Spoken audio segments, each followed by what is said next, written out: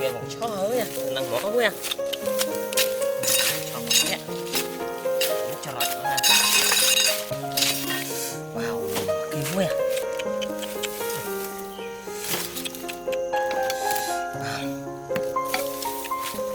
Mua nè.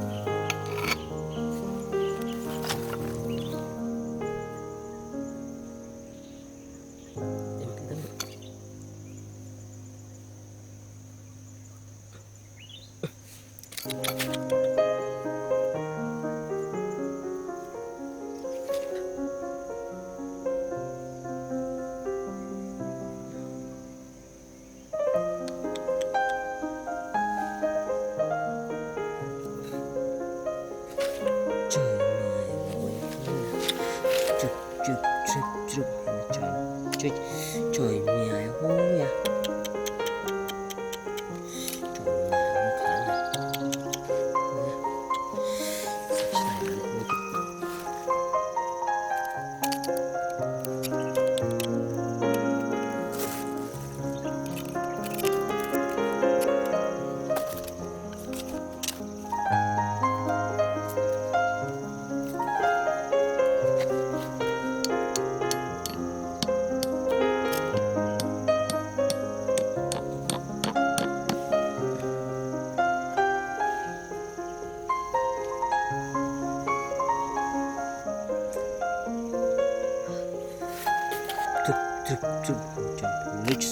Trời mẹ không khả nè. Trời mẹ trời mẹ cốt xì mò lấy ra mòn quỷ mòn cho ra và chỉ khăn là ra cho